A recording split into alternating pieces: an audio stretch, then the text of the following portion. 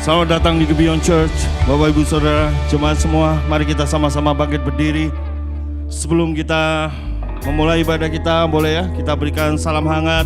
Samping, depan, belakang Anda, katakan apa kabar, senang beribadah bersama-sama hari ini. Puji nama Tuhan, di musim liburan kita masih bisa bersama-sama beribadah. Jemaat Tuhan, kita akan membaca ayat fotum kita yang terambil dari Ibrani 4 ayat 14 sampai 16. Karena kita sekarang mempunyai imam besar agung yang telah melintasi semua langit, yaitu Yesus anak Allah. Baiklah kita teguh berpegang pada pengakuan iman kita, saudara. Sebab imam besar yang kita punya bukanlah imam besar yang tidak dapat turut merasakan kelemahan-kelemahan kita. Sebaliknya sama dengan kita, ia telah dicobai, hanya tidak berbuat. Bersama-sama, sebab itu marilah kita dengan penuh keberanian menghampiri tahta kasih karunia, supaya kita menerima rahmat dan menemukan kasih karunia untuk mendapat pertolongan kita pada waktunya. Beri sorak-sorai kemuliaan bagi imam besar agung kita, penebus kita, juru selamat kita yang hidup, Yesus Kristus Tuhan.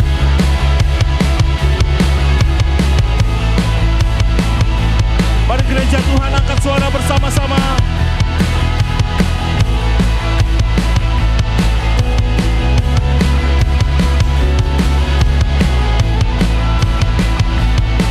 Come gaze upon your Savior. Behold your great high priest. Yeah. Draw near in awe and wonder. His cross has spoken peace. Come rest from sin and striving, find endless doors of grace. Yes. The heart that turns to Jesus is cleansed from everything. Oh, how deep, how wide, how long. Oh, how vast the love of Jesus. Oh, how sure, how sweet, how strong. Oh, how vast is the love for us. So lift your eyes to Jesus. Mari pandang badannya. Arise from dawn and sin. His blood cries it is finished. Our life is in His name. Oh, how deep, how wide, how long. Oh, how vast the love of Jesus. Oh, how sure, how sweet, how strong. Oh, how vast His love for us. Yes. Kami memuji penebus kami yang hidup, juru selamat kami, Yesus Kristus Tuhan. Mari gereja Tuhan. What now can separate us? Yes. Can death, or pain, or fear? Come on. We have this strong assurance. Amen. In Christ we've been brought in. Hey. And in His strength we'll labor. His promises are Di hadapan kita, thus far His love has led us. His love will lead us home.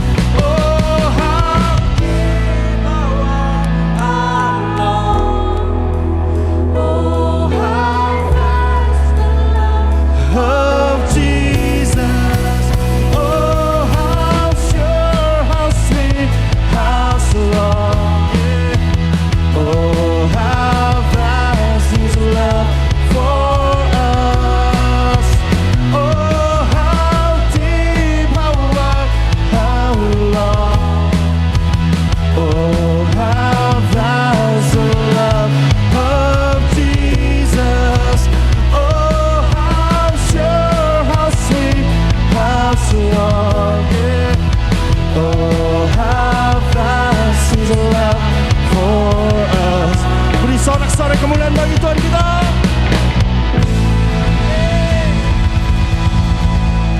Sekali lagi beri tepuk tangan kemuliaan bagi Tuhan kita. Kebangkitan-Mu Tuhan menjadi pengharapan kami. Tepuk tangan sama-sama bagi Dia. Mari jemaat Tuhan sama-sama katakan. Bangunlah sebab Tuhan bangkit. Lihat kubur yang kosong. Saksikan tempat baringnya. Nyanyikan pengharapan. Haleluya, puji Allah. Kematian dikalahkan oleh kuasa kekekalan Kristus bangkitkan jiwaku. Amin.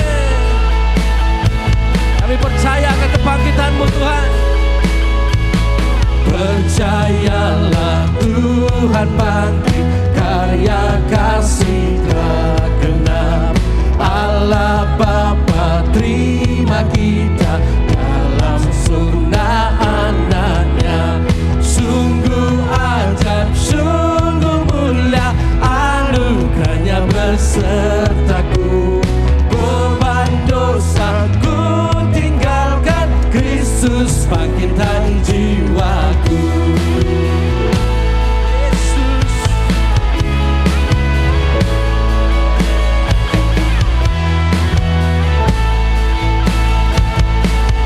Sama-sama katakan. Damai sebab Tuhan bangkit, harapan kita baru. Pencobaan sementara kan jadi kemuliaan. Sorakanlah kemenangan, nyanyian sudah kumandangkan. Kematian telah dibungkam, Kristus bangkitkan jiwaku. Bangunlah sebab kita bangkit, duduk bersama Kristus. Hidupku ada di surga, ketakutan telah sirna. Majulah menuju kekal dengan keberanian harapan. Sebab kebenaran milik kita, Kristus bangkitkan jiwaku. Majulah menuju kekal dengan keberanian harapan. Sebab kebenaran milik kita, Kristus bangkitkan jiwaku. Kristus bangkitkan jiwaku. Kristus bangkitkan jiwaku. Terima kasih untuk kebangkitan-Mu bagi setiap kami. Kami milik-Mu selamanya Tuhan.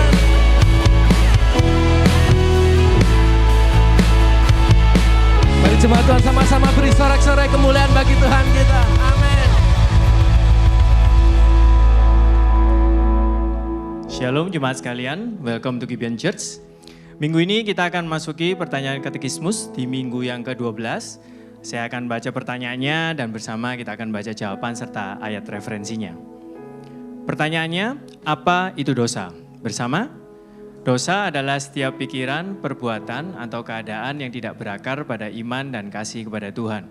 Dosa adalah menolak atau mengabaikan Tuhan di dunia yang Dia ciptakan, memberontak melawan Dia dengan hidup tanpa hormat kepada Dia, dan tidak menjadi atau melakukan apa yang Dia kehendaki dalam hukum-Nya, yang mengakibatkan kehancuran semua ciptaan termasuk kematian kita.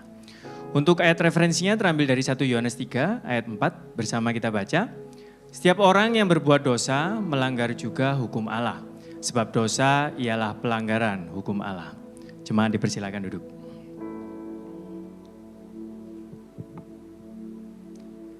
Jemaat sekalian, saya ingin mengawali katekismus kita pada hari ini dengan sebuah pertanyaan yang sederhana. Apakah kita pernah menganggap diri kita adalah orang baik? Atau bahkan mungkin apakah pernah kita menganggap sebagai lawannya, kita sebagai orang yang jahat? Lebih jahat atau lebih baik daripada orang-orang yang kita kenal di sekeliling kita. Jujur, mungkin kebanyakan dari kita merasa lebih mudah untuk melihat diri kita sebagai orang yang baik dibanding orang yang jahat. Karena kita mungkin berpikir orang yang jahat adalah orang yang dengan sengaja melakukan sebuah kesalahan. Orang yang jahat adalah orang yang dengan sengaja melakukan sebuah pelanggaran terhadap firman Allah bahkan. Kita mungkin sering merasa bahwa walaupun kita tidak sempurna, tapi bisa dikatakan kita tidak cukup buruk atau kita tidak jelek-jelek amat jika dibandingkan dengan orang-orang di sekitar kita. Namun pertanyaan yang sama ketika kita lihat dari perspektif Injil menggambarkan sesuatu yang berbeda. Alkitab dengan jelas menyampaikan dan menuliskan bahwa semua orang telah berdosa dan semuanya telah kehilangan kemuliaan Allah. Artinya di sini bahwa kita semua umat manusia tidak bisa memenuhi standar kebenaran Allah. Dan ya, kita adalah orang yang berdosa. Lebih daripada itu dikatakan pula dalam Alkitab bahwa manusia yang berdosa adalah manusia yang mati dalam pelanggaran-pelanggarannya. Kita mati dalam pelanggaran kita. Di sini yang dimaksud dengan mati bukan mati secara fisik, namun mati secara rohani. Kita tidak dapat menyelamatkan diri kita sendiri. Kita membutuhkan sesuatu yang lebih besar dari diri kita untuk bisa keluar dari situasi keberdosaan kita. Oleh karena itu Rasul Paulus sempat menuliskan di surat Roma, "Aku ini manusia celaka. Siapakah yang dapat membebaskan aku dari tubuh maut ini?" Sebuah pertanyaan yang mungkin menurut saya menggambarkan keputusasaan, ketidakmampuan untuk menyelamatkan dirinya sendiri. Namun jemaat sekalian, kita memiliki berita baik, bahwa kita memiliki harapan. Allah Bapa begitu mengasihi dunia ini, sehingga Ia mengaruniakan putranya yang tunggal, Yesus, untuk datang ke dunia ini, untuk mengorbankan dirinya, membayar harga atas setiap dosa-dosa kita. Agar kita yang percaya kepadanya tidak binasa, melainkan memperoleh hidup yang kekal. Jemaat sekalian, Yesus Kristus mati untuk kita, bukan pada saat kita sudah hidup sempurna. Yesus Kristus mati untuk kita bukan pada saat kita sudah melakukan banyak kebaikan, banyak kesempurnaan, namun Yesus Kristus mati untuk kita ketika kita masih berstatus berdosa.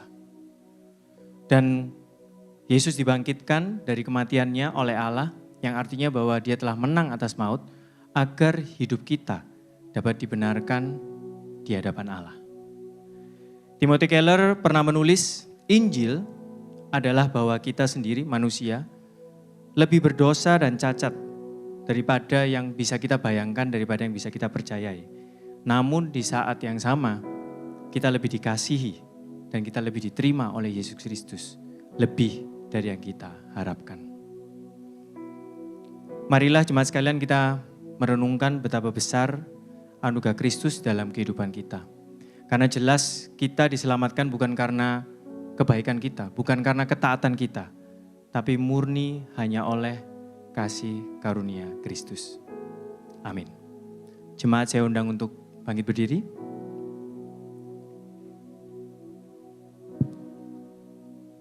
Jemaat sekalian, mari kita datang pada hari ini dalam doa pertobatan kita. Dengan tidak hanya fokus pada kebaikan kita, ketaatan kita, namun dengan kerendahan hati kita mengakui keberdosaan kita. Kita renungkan bahwa kita membutuhkan kasih karunia Allah setiap hari dalam kehidupan kita. Jemaat dipersilakan untuk berdoa.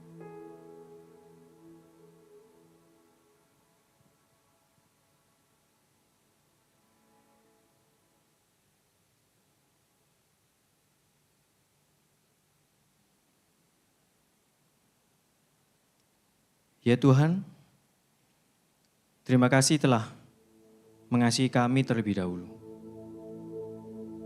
Meskipun seringkali kami mengecewakan dan memberontak melawan Engkau, bahkan seringkali kami menjalani hidup tanpa memperdulikan Engkau, namun Engkau tetap mengirim putra-Mu yang berharga, yaitu Yesus, untuk mati demi kami. Tolonglah kami untuk senantiasa dapat melihat keindahan kasih karunia-Mu yang luar biasa. Dan mampukan kami melalui Roh Kudus di dalam hati kami untuk dapat berkata tidak kepada dosa. Kami serahkan hidup kami ke depan dalam tangan-Mu ya Tuhan. Di dalam nama Tuhan Yesus kami sudah berdoa. Amin.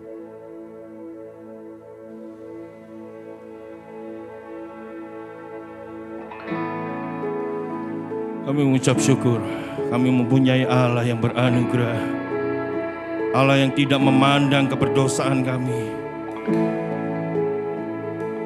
tetapi menghukumnya melalui anak-Mu yang tunggal Yesus Kristus. Mari jemaat Tuhan, dengarlah sabdanya, Kau yang tak berdaya, datanglah kepadanya, Kau kan dapatkan sentosa.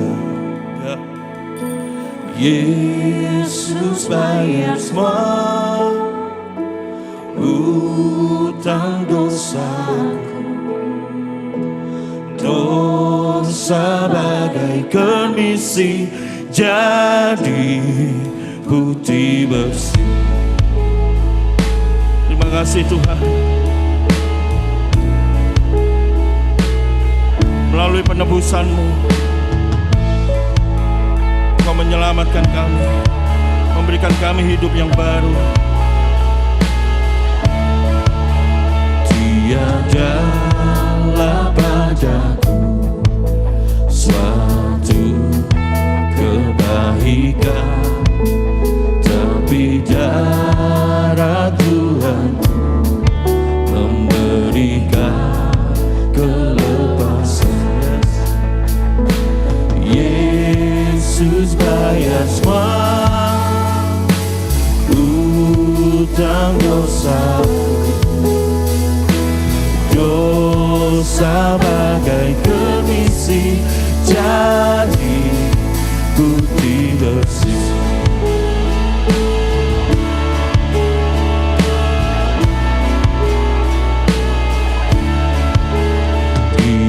Depan tatanya sekarang ku berlutut, ku jadi anak Allah, hatiku bersyukurlah. Yesus bayar semua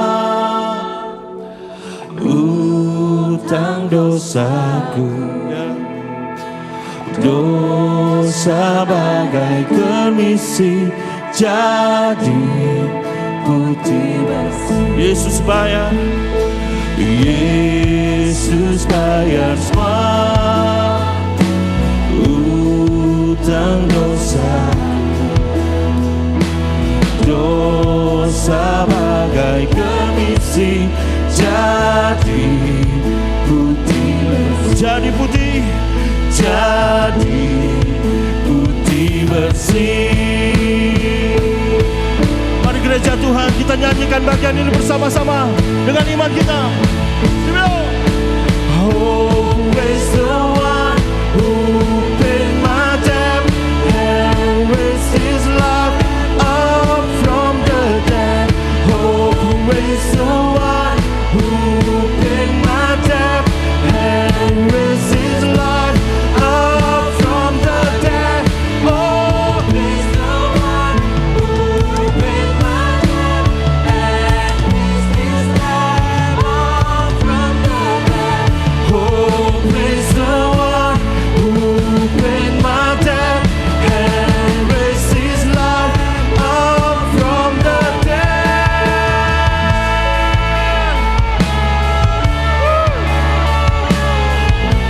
Makasih Tuhan, kami mengucap syukur, kami umat yang dibebaskan. Coba Tuhan angkat suaramu bersama-sama. Yesus bayar semua hutang dosaku, dosa jadi putih bersih. Yesus bayar, Yesus bayar semua hutang dosaku. Dosa bagai permisi jadi putih bersih.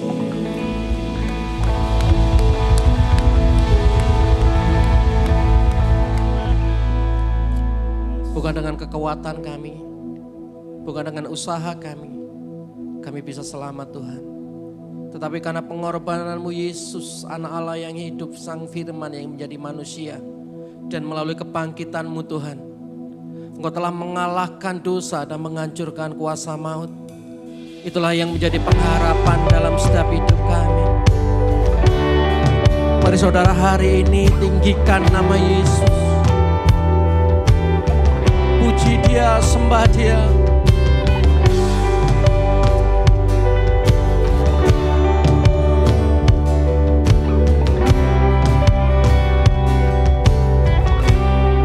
Katakan, Kasih-Mu, karya-Mu nyata dalamku.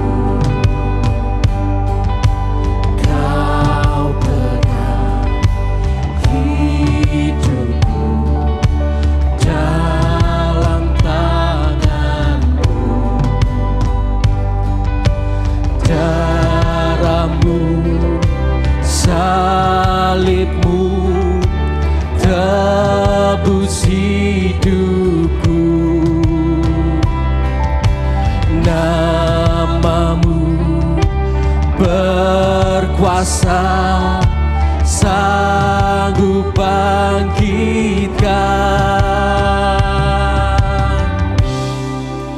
Harapanku di dalam-Mu, hanya Kau Yesus kuatku.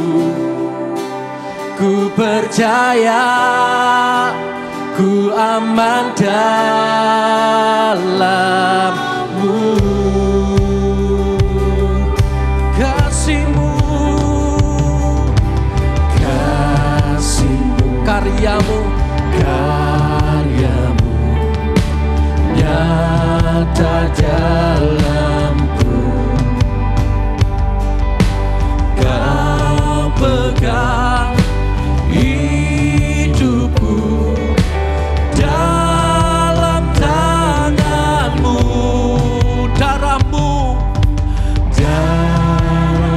salib-Mu Yesus, Salib-Mu tebus hidupku. Nama-Mu berkuasa, sanggup bangkitkan.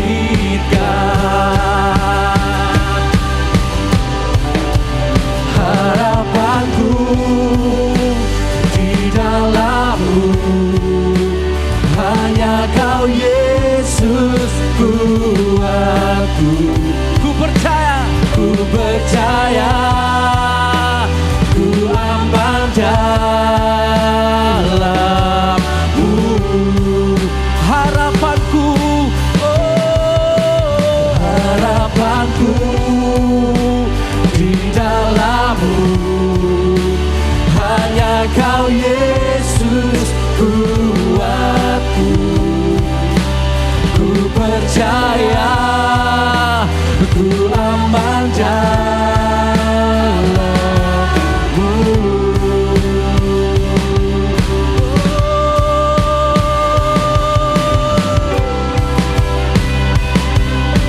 Yesus.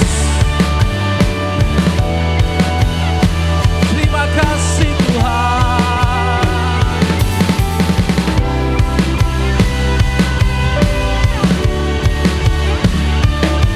Mari sama-sama katakan, tak pernah gagal, Tak pernah gagal rencana-Mu, terangi jalanku, kuasa-Mu sempurna, pengharapanku takkan hilang, sebab masa depanku Kau sediakan.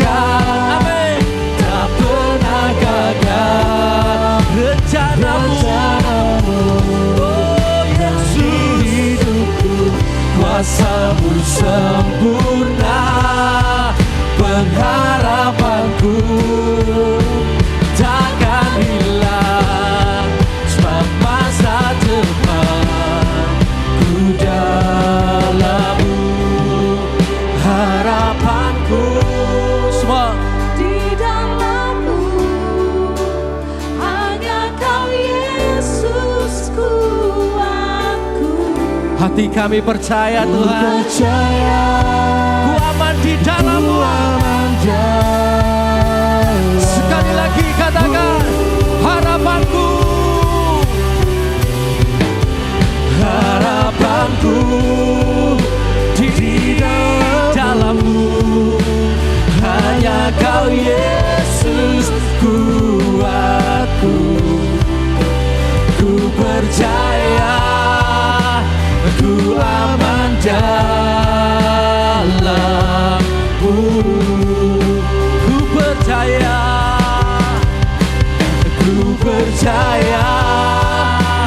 ku aman dalam-Mu.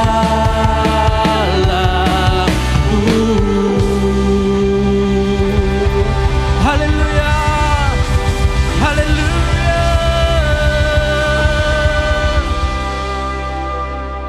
Kasih-Mu, karya-Mu, itulah yang menjadi pengharapan kami Tuhan. Kasih yang sudah Engkau buktikan di atas kayu salib. Kasih yang menghancurkan kuasa maut.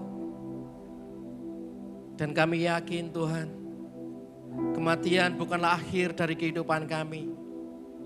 Tetapi kematian adalah awal di mana kami akan menjalani kehidupan kekal bersama-sama dengan Engkau. Dan Tuhan, kami yakin, kami percaya di dalam musim hidup kami di dalam dunia ini, bahwa Engkau akan menyertai kami. Engkau akan menuntun tangan kami sampai kesudahannya. Dan kami percaya Tuhan, pada waktu kami memandang karya salib-Mu, itulah menjadi pengharapan kami yang terbesar. Itulah yang menjadi kekuatan kami. Terima kasih buat karya-Mu Yesus di kayu salib. Dan terima kasih untuk kebangkitan-Mu bagi setiap hidup kami. Dan sebentar kami akan melanjutkan ibadah kami hari ini. Mari Roh Kudus, biar Engkau yang selalu memperbaharui hati kami. Dan bentuk kami Roh Kudus, untuk kami selalu berjalan sehingga kami menjadi serupa dan segambar dengan Yesus Kristus. Terima kasih dalam nama Bapa, Putra, dan Roh Kudus. Haleluya. Amin. Silakan duduk kembali saudara. Jemaat yang dikasihi Kristus, sebelum kita mendengar pemberitaan firman Tuhan, kita bersama-sama memberikan persembahan, di mana momen ini adalah bagian dari liturgi penyembahan kita. Tapi sebelumnya kita akan bersama-sama membaca satu bagian ayat dari Roma 8 ayat 32. Kita baca bersama-sama. Ia yang tidak menyayangkan anaknya sendiri, tetapi yang menyerahkannya bagi kita semua, bagaimana mungkin Ia tidak mengaruniakan segala sesuatu kepada kita bersama-sama dengan Dia? Saudara-saudara, dari pembacaan ayat ini mengingatkan kita bahwa Allah sudah memberikan yang terbaik bagi kita, yaitu Kristus. Karena itu saudara, kita memberi bukan supaya kita ini diberkati, tetapi sebagai respon ucapan syukur atas kasih-Nya yang luar biasa itu. Amin saudara. Saudara bisa memberikan persembahan melalui transfer, scan kris, mesin edisi, atau melalui amplop yang sudah disediakan. Sebelum memberi, mari kita sama-sama berdoa. Tuhan, kami mengucap syukur atas kasih dan anugerah-Mu yang sudah Engkau limpahkan di dalam kehidupan kami. Sebentar kami akan memberikan persembahan. Ini adalah bagian dari berkat yang kami terima. Dan biarlah Tuhan melalui persembahan ini bisa dipakai untuk sarana pelebaran kerajaan-Mu melalui gereja-Mu yang ada di tempat ini. Dan kami mau memberi dengan hati yang penuh ucapan syukur dan sukacita. Hanya di dalam nama Tuhan Yesus kami sudah berdoa. Amin. Selamat memberi.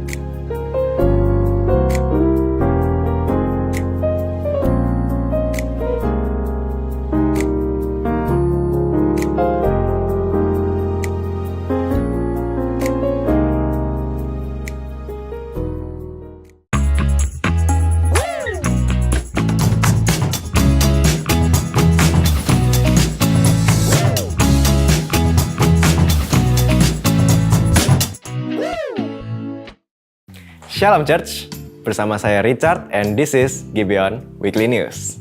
Jika ini adalah kunjungan pertama Anda di Gibeon Church, welcome home. We are glad you're here. Di sini kami percaya pertumbuhan iman tidak dijalani sendirian. Anda dapat bertemu dan berkenalan dengan para pastor dan leaders kami. Setelah ibadah ini, feel free untuk mampir ke Connect Booth yang berlokasi di lobi gereja di sebelah kanan setelah Anda keluar ruang ibadah. Church, catat tanggalnya. Ibadah Jumat Agung akan diadakan pada Jumat 3 April dengan 3 sesi ibadah, yaitu pukul 8, 10.30, dan 1 siang. Ibadah Kids tetap tersedia di jam yang sama, sedangkan ibadah Youth akan digabung dengan ibadah umum, sehingga Anda dapat beribadah bersama anak remaja Anda. Kita juga akan bersama-sama mengikuti sakramen perjamuan kudus dalam ibadah berformat acoustic worship. Lalu pada hari Minggu, tanggal 5 April, kita akan merayakan kebangkitan Yesus Kristus bersama-sama. Tersedia ibadah umum dan kids pukul 8, 10.30 dan 1 siang, serta ibadah youth pukul 10.30 dan 1 siang. Care Group, layanan WhatsApp, dan Tokopedia Gibeon Church akan libur mulai tanggal 18 hingga 27 Maret. Namun demikian, ibadah hari Minggu tetap berjalan seperti biasa.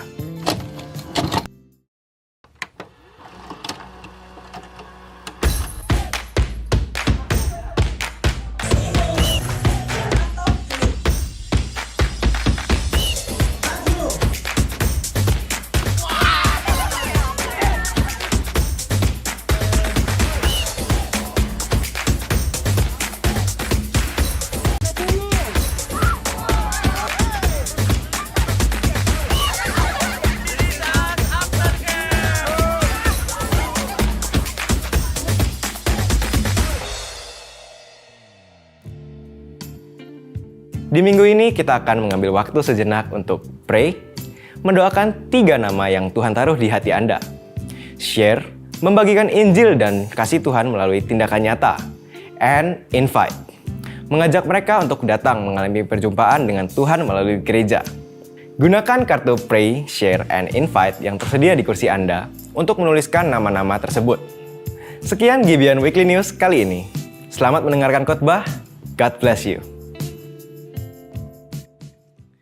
Beri tepuk tangan buat teman-teman multimedia yang sudah mempersiapkan pengumuman. Welcome to Gibeon Church. Saya menyapa bagi Anda yang ada di tempat ini, juga bagi Anda yang mengikuti ibadah secara live streaming.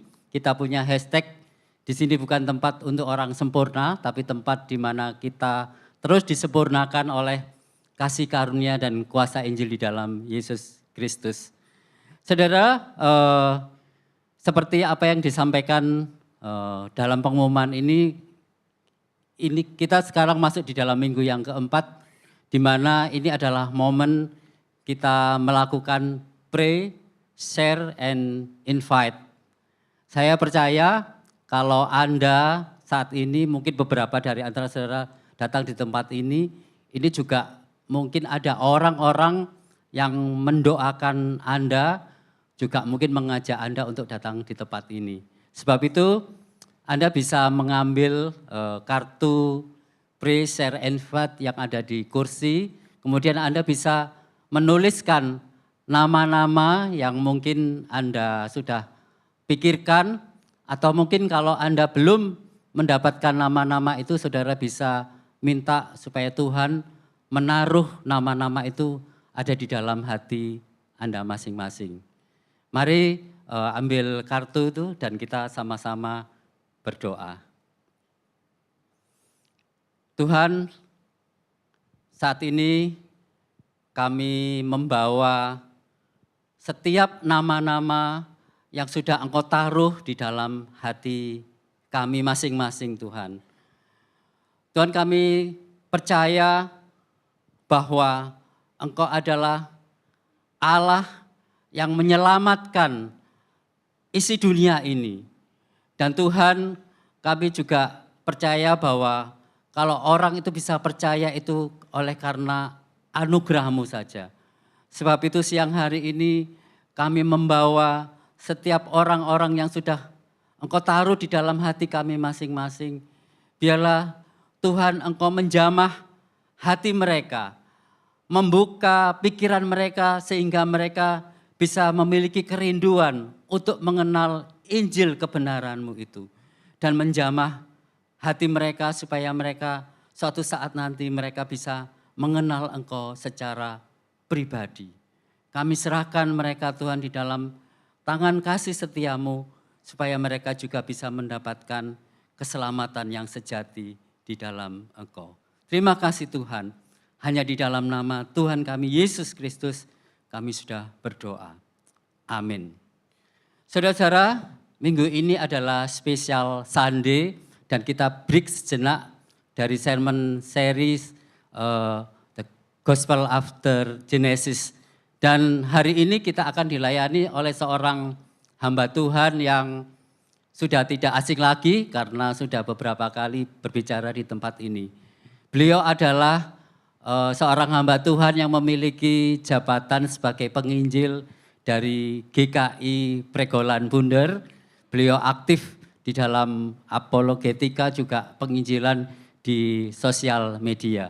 Baik saudara, mari kita sama-sama bangkit berdiri dan kita berikan sambutan yang meriah buat Bapak Evangelis Joy Mani.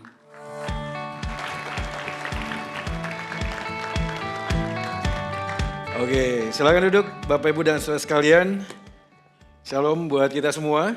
Senang sekali bisa ada di tempat ini untuk sama-sama melayani Tuhan dan sama-sama mengingat kembali akan karya salib Kristus di dalam kehidupan kita. Sebelum merenungkan firman Tuhan, mari kita sekali lagi masuk di dalam doa. Terima kasih Tuhan buat kesempatan pada hari ini kami boleh datang memuji dan menyembah Engkau. Ya Tuhan Allah kami yang hidup, yang menjadi Raja kami, Gembala kami yang baik, yang selalu menggembalakan domba-domba-Mu ya Tuhan. Ketika kami meninggalkan Engkau, Engkau tidak pernah meninggalkan kami. Ketika kami tidak setia, Engkau tetap setia kepada kami. Kami sangat mengucap syukur buat kasih Tuhan yang begitu sangat ajaib di dalam kehidupan kami.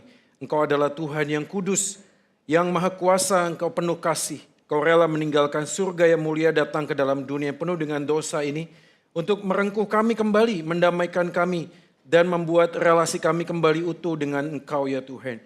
Terima kasih Tuhan karena Engkau sudah mengalahkan kuasa dosa dan sengat maut. Engkau sudah bangkit, Engkau sudah naik ke surga dan berjanji akan datang kembali. Di dalam Engkaulah kami punya pengharapan akan kepastian hidup yang kekal kelak ketika kami meninggalkan dunia ini. Dan di dalam Engkau juga kami menemukan arti hidup yang sejati. Untuk apa kami hidup di tengah dunia ini yang singkat, yang penuh dengan kegelapan jikalau kami tidak bersama dengan Engkau, ya Tuhan. Dan kami mengucap syukur karena firman-Mu adalah bukti nyata akan kasih-Mu di dalam kehidupan kami. Engkau ingin menuntun kami domba-domba-Mu, ya Tuhan. Maka nyatakanlah isi hati-Mu atas kami, hamba-Mu yang sangat berdosa dan terbatas ini memohon anugerah Tuhan menopang dia. untuk boleh menyampaikan isi hatimu sesuai dengan kebenaran kitab suci. Dan kami berdoa bersepakat kiranya Allah Roh Kudus, yang walaupun kami tidak dapat lihat dengan mata jasmani, Engkau hadir di sini dalam hati dan pikiran kami. Mampukanlah kami untuk mengerti firman-Mu ya Tuhan, dan mampukan kami untuk melakukan apa yang kami mengerti. Dan segala pemberitaan firman yang kami lakukan dari awal hingga akhir, hanya nama Yesus yang ditinggikan di atas segala sesuatunya. Terima kasih Tuhan, kami siap mendengarkan firman-Mu. Demi nama Yesus Tuhan kami, firman yang hidup, Tuhan dan Juru Selamat manusia satu-satunya, kami sudah berdoa dan memohon. Amin, amin, amin. Oke saudara sekalian, hari ini kita akan merenungkan satu bagian firman Tuhan dengan tema The Gospel in the Midst of Life Challenges. Mari kita langsung saja membuka Alkitab kita yang diambil dari Yosua pasal yang ke-24. Kita akan membaca ayat 13 sampai dengan ayatnya yang ke-15. Yosua 24 ayat 13 sampai dengan ayatnya yang ke-15. Nah saudara sekalian, saya akan membacakan buat kita semua dan saudara bisa menyimaknya di Alkitab masing-masing. Demikianlah firman Tuhan. Demikianlah kuberikan kepadamu negeri yang kamu peroleh tanpa bersusah-susah dan kota-kota yang tidak kamu dirikan. Tetapi kamulah yang diam di dalamnya. Juga kebun-kebun anggur dan kebun-kebun zaitun yang tidak kamu tanami, kamulah yang makan hasilnya. Oleh sebab itu takutlah akan Tuhan dan beribadahlah kepadanya dengan tulus, ikhlas dan setia. Jauhkanlah Allah yang kepadanya nenek moyangmu telah beribadah di seberang sungai Efrat dan di Mesir, dan beribadahlah kepada Tuhan. Tetapi jika kamu anggap tidak baik untuk beribadah kepada Tuhan, pilihlah pada hari ini kepada siapa kamu akan beribadah. Allah yang kepadanya nenek moyangmu beribadah di seberang sungai Efrat, atau Allah orang Amori yang negerinya kamu diami ini. Tetapi aku dan seisi rumahku, kami akan beribadah kepada Tuhan. Demikianlah pemberitaan firman Tuhan. Berbahagialah kita yang tidak hanya membaca, mendengar, tetapi yang melakukan firman di dalam kehidupan kita hari lepas hari. Nah saudara sekalian, berbicara tentang sebuah tantangan kehidupan, maka saya akan memulai renungan kita pada hari ini dengan beberapa tantangan yang mungkin sedang kita hadapi atau yang pernah kita hadapi atau mungkin yang akan kita hadapi. Mungkin Anda bisa menambahkan ada banyak hal tantangan yang akan kita hadapi, tapi izinkan saya mengutipnya beberapa hal. Ini yang pertama adalah pada waktu kita ngomong tentang tantangan kehidupan, maka kita tidak akan pernah menghindari apa yang namanya social pressures. Ya saya nggak tahu dengan tradisi timur, jadi orang timur itu ada banyak orang yang ngomong orang timur tuh kepo banget ya, dikit-dikit selalu nanya.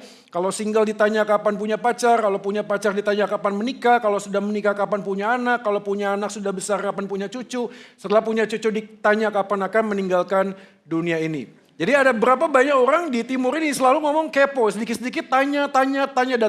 Mungkin ada baiknya karena kita melihat ada hal positifnya. Hal positifnya adalah orang timur konon lebih punya hati yang ingin ya berkontribusi atau mungkin kepo, ada banyak beda tipis sekali ya. Tapi ada orang yang hari ini pada waktu ngomong tentang pertanyaan-pertanyaan tersebut itu menjadi sebuah tekanan kehidupan sendiri. Makanya tidak aneh berapa banyak anak muda hari ini bergumul. Bukan hanya sekedar tentang sebuah pencapaian, achievement, uang, materi, posisi dan lain sebagainya. Tapi tentang bagaimana orang itu bisa diterima, sebagaimana dirinya itu bisa diterima. Kita tahu ya ada Abraham Maslow, dia membuat sebuah tingkatan kebutuhan dalam kehidupan manusia. Dari yang paling mendasar, sandang, pangan, papan dan lain sebagainya, sampai kepada self-actualization. Tapi kalau buat saya melihatnya ini bukan sebuah hierarki.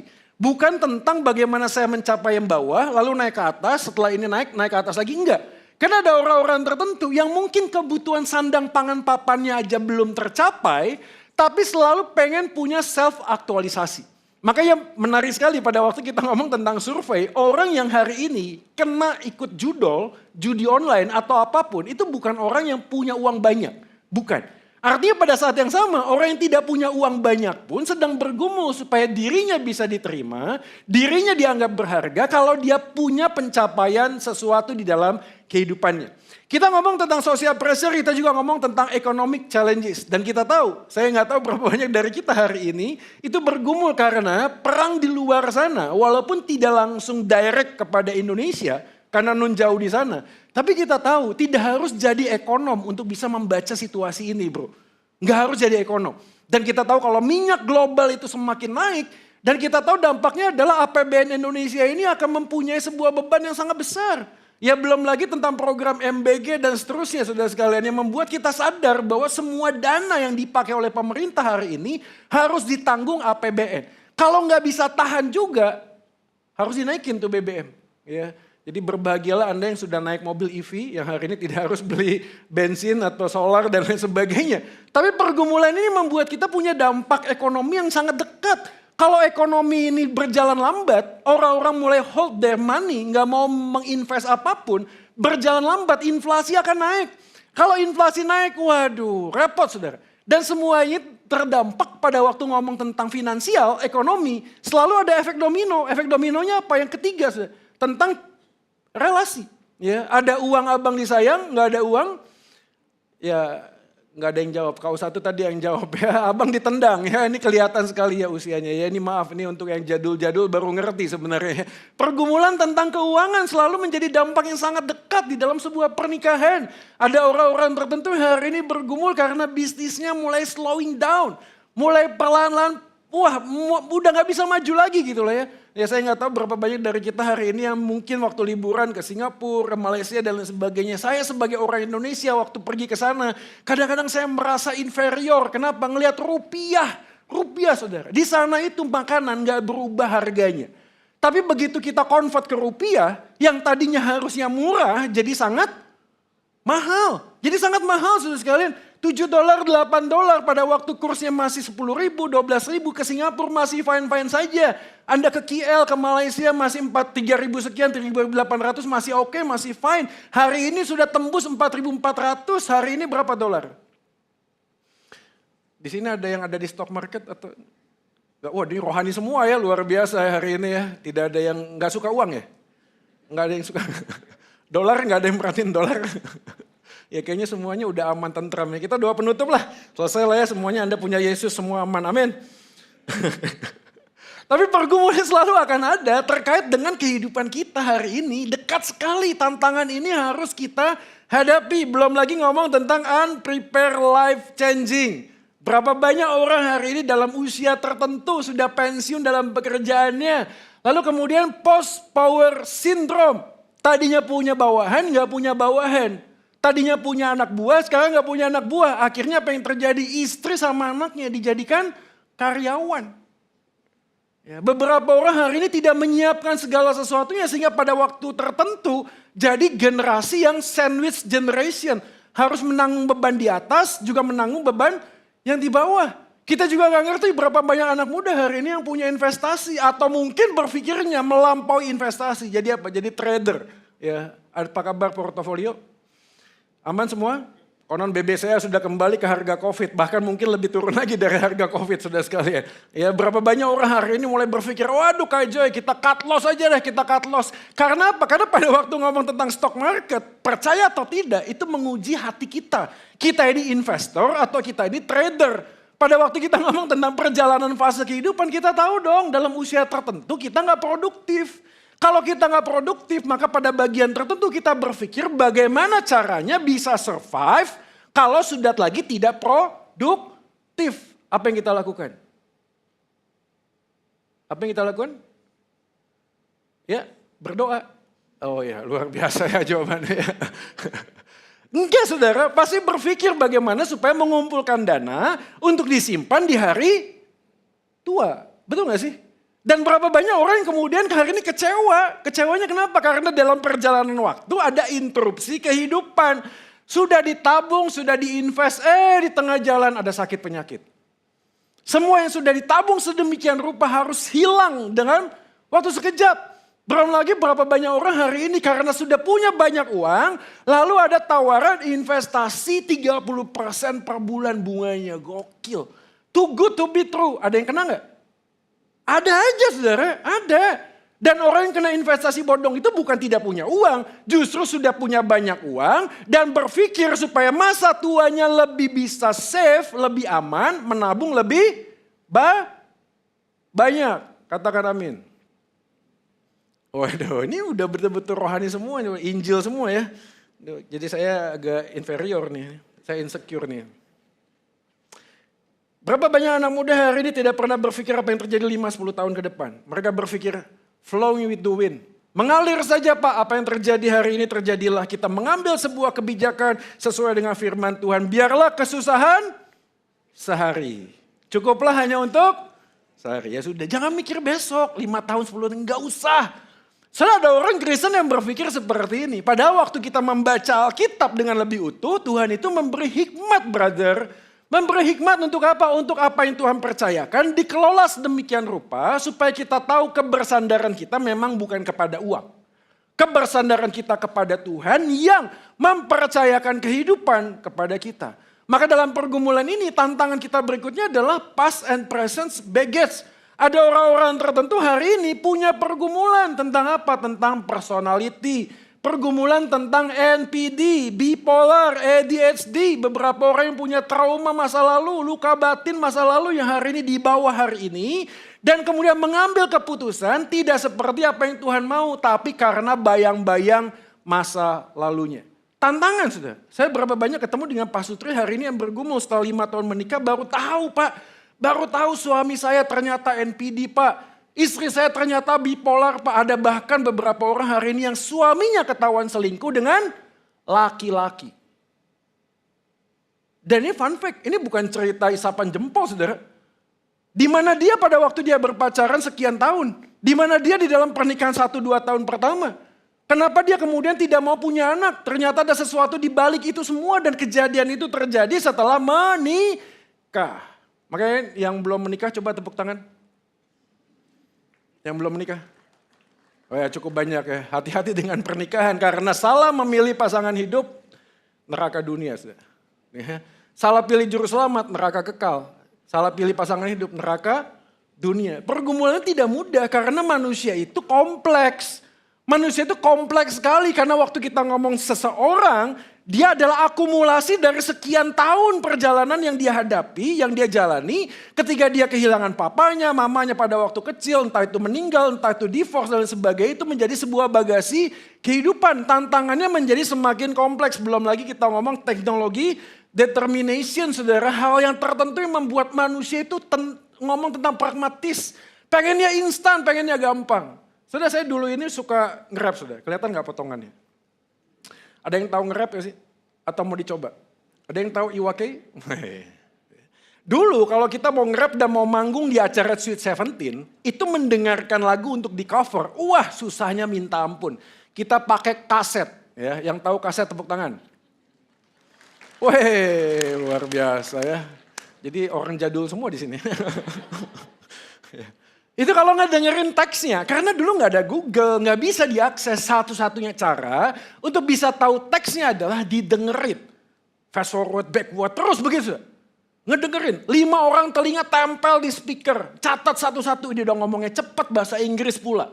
Jadi untuk mendapatkan satu lagu teksnya saja, lamanya minta ampun. Tapi hari ini saya belajar, kenapa itu penting? Karena ada 2 hal positif. 1, kita punya waktu kebersamaan. Kita bisa ngobrol, kita bisa sama-sama hang out bersama cuma ngedengerin lagu itu. Yang kedua kita punya kesabaran. Tapi berapa banyak anak Gen Z hari ini udah kehilangan kedua-duanya. Kalau di kampus ada pekerjaan, kerja kelompok. Tahu ya, kerja kelompok itu maksudnya apa sih? Diskusi, betul gak? Ngobrol, betul gak sih? Membuat sebuah percakapan, betul? Tapi kerja kelompok zaman ini semuanya pegang handphone, tanya AI. Lalu kemudian memasukkan semua kalimat-kalimat, tinggal ada orang yang ngetik dan dikumpulkan, selesai. Ada diskusi? Gak ada. Karena semuanya masing-masing tahu caranya bagaimana mengerjakan apa yang dia pikir itu benar. Dan pergumulan kita pada saat ini terkait dengan kehidupan di dalam gereja juga. Tantangannya apa? Service without joy. Maka melayani, jangan lupa kontak saya 081 231 83. Enggak saudara, ini pergumulan di dalam gereja, tantangan di dalam gereja apa itu? Ada banyak orang hari ini namanya Lola, tahu ya? Di mana-mana lo lagi, Lola. Ya, banyak yang namanya Lola. Pergumulan menjadi sangat kompleks karena pada waktu kita masuk di dalam sebuah ladang pelayanan yang katanya melayani Tuhan, tapi kehilangan sukacita, kehilangan damai sejahtera. Datang ke gereja pun berharap bahwa pada waktu dia datang ke gereja, waduh pengkhotbahnya ganteng, lucu ya. Ya puji Tuhan saya ada di sini. Jadi overconfidence ya. Cuma begitu saja, kadang-kadang bergumul juga nih, kapan mau selesainya sih khotbah? Kita bergumul kenapa? Karena kehidupan yang religius sekalipun tidak membuat kita itu mengalami sebuah kebahagiaan. Pergumulan ini kita hadapi. Nah, saya kasih waktu beberapa detik. Adakah di antara kita yang mengalami hal ini atau sedang menjalani hal ini hari ini? Entah itu parenting, entah itu pernikahan, entah itu bisnis, entah itu pergumulan pelayanan, entah itu tantangan apapun. Mungkin ada di antara kita yang sedang bergumul tentang tantangan ini. Tapi izinkan saya mengatakan bahwa sebenarnya yang kita hadapi bukanlah semuanya ini. Tetapi yang kita hadapi justru adalah kekristenan yang dangkal. Karena problemnya adalah bukan apa yang kita hadapi saat ini. Bukan sekedar masalah yang kelihatan dan nampak yang sedang kita hadapi hari ini. Masalahnya adalah bagaimana kita melihat masalah yang sedang kita hadapi. Karena brother and sister saya beritahu semua masalah dan tantangan ini dihadapi oleh setiap orang. Betul? Anda mau Kristen, Anda tidak Kristen, Anda ateis, Anda tidak percaya Tuhan, Anda nyembah batu, Anda nyembah burung, Anda nyembah siapapun juga hari ini tantangannya sama, tapi problemnya adalah apakah kita sebagai orang yang hidup di dalam Injil Kristus punya point of view yang berbeda. Karena Alkitab mengajarkan kita bahwa kita bermegah di dalam penderitaan kita. Amazing sudah, kita bermegah justru bukan di dalam sebuah kesenangan, achievement, pencapaian, bukan.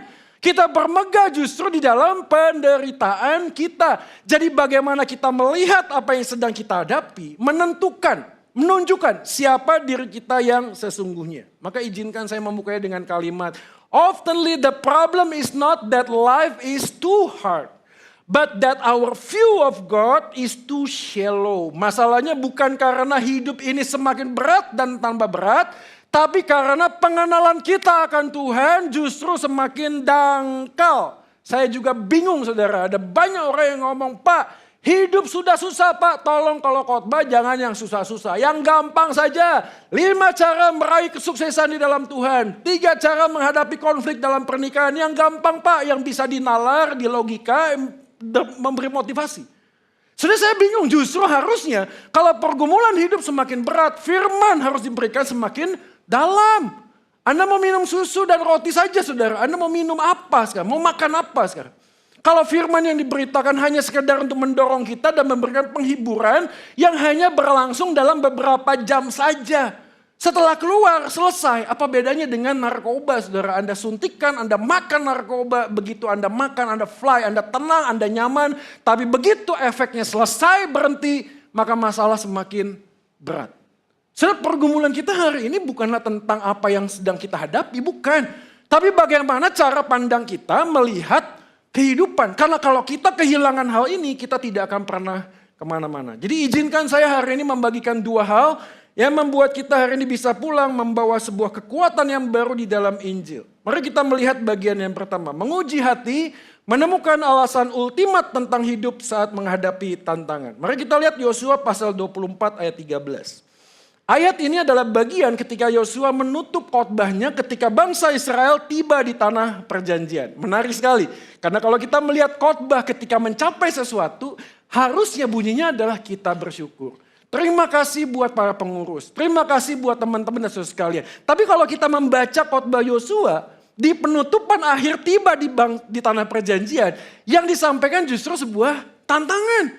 Pilihlah pada hari ini, dia ngomong. Aku dan keluarga aku akan menyembah pada Tuhan.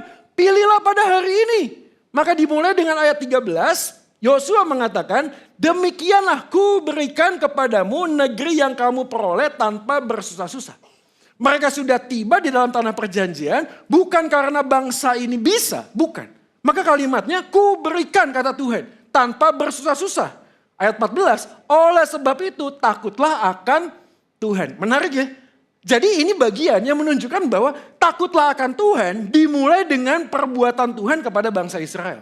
Bukanlah takutlah akan Tuhan karena kita pengen diterima oleh Tuhan atau Tuhan melakukan sesuatu kepada kita. Bukan. Tapi karena Tuhan sudah lebih dahulu. Maka konteksnya adalah redemption, penebusan. Konsekuensi logisnya adalah masuk dalam proses sanctification. Mereka yang sudah tahu dasar kebenaran, ortodoksi, akan melakukan sebuah kegiatan yang benar. Takutlah akan Tuhan. Ortopraksi. Jadi ini bukan tentang saya bisa lakukan sesuatu supaya Tuhan melakukan apa yang saya mau, bukan.